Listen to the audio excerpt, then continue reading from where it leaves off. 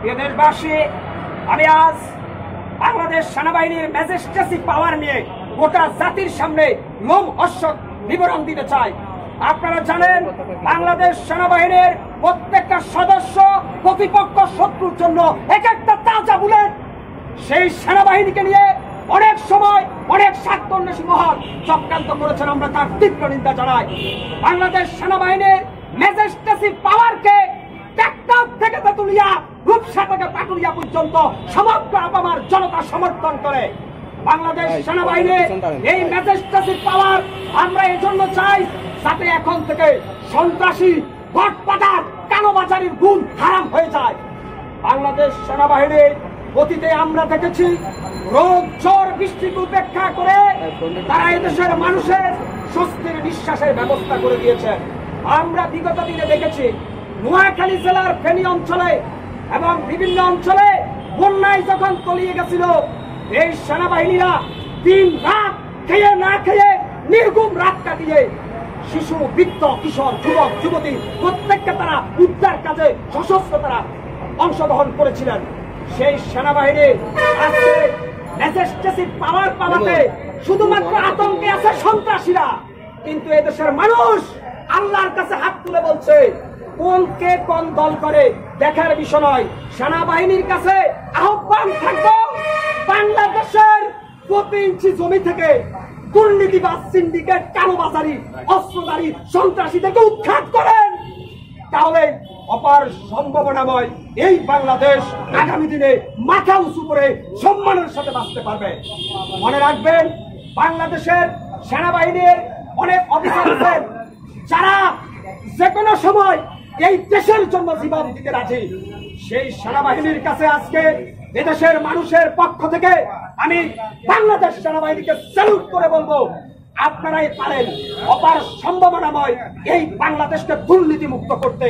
কারণ যখন শেষ সরকার ক্ষমতা এসেছে তখন সেই সরকারের কিছু আমলা, কিছু পর দুর্নীতিবাজ প্রশাসন গোটা দেশকে রসাতলে দিয়ে পেঁয়াজের কেজি 400 টাকা বানিয়েছিল। আর যেন এটা না করতে পারে।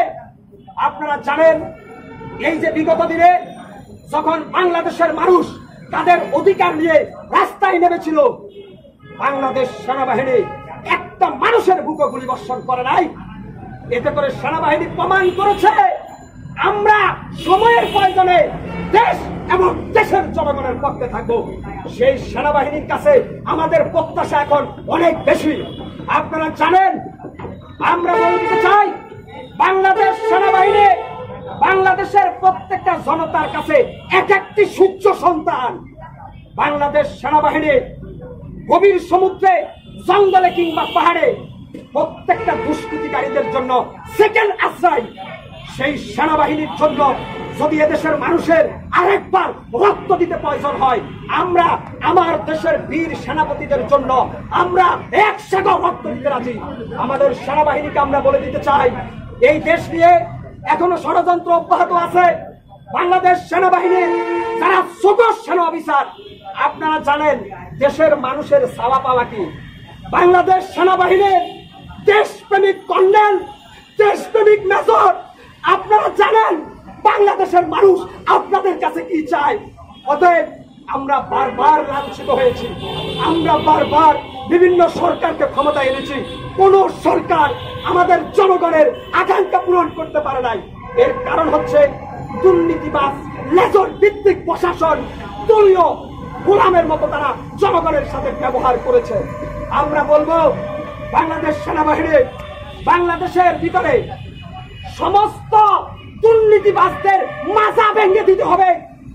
আমরা সেই সেনাবাহিনীকে বলবো, প্রয়োজনে আপনারা ডাক দেন, এই দেশের ঘরের থেকে প্রত্যেকটা জনগণ আপনাদের জন্য কাফনের কাপড় মাথায় বেঁধে রাস্তায় নেমে আসবে।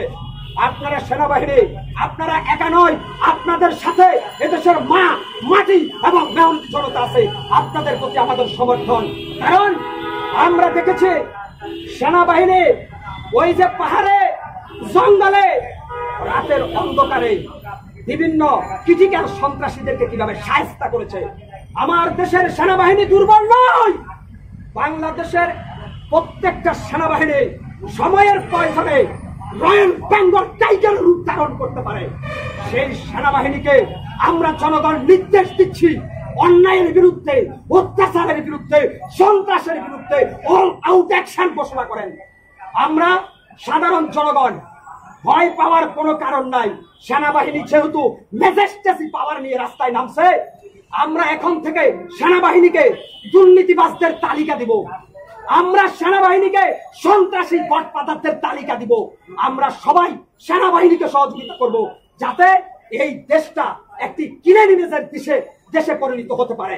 আমি বলবো তারও সাথে সাথে রাজনীতিবিদরা যদি স্বচ্ছতার রাজনীতি করেন, সেনাবাহিনীকে আপনাদের ভয় পাওয়ার কোনো কারণ নেই।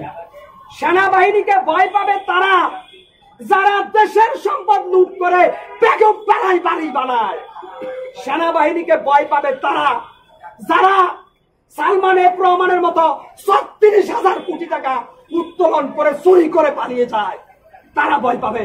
অতএব এদেশের মানুষ বাংলাদেশ সেনাবাহিনীর প্রতি আস্থা বিশ্বাস অক্ষুণ্ণ রেখে আমরা বলতে চাই, আমরা দেশপ্রেমিক জনতা সেনাবাহিনীর এই ম্যাজেস্টেসি পাওয়ারকে সাদরে গ্রহণ করলাম, যেন আমরা একটি সুন্দর বাংলাদেশ, দুর্নীতিমুক্ত বাংলাদেশ গঠন করতে পারি। সবাই ঐক্যবদ্ধভাবে সেই আশা আকাঙ্ক্ষার লালিত স্বপ্ন বাস্তবে রূপান্তরিত করার প্রত্যয় ব্যক্ত করে আজকে বিদায় নিলাম।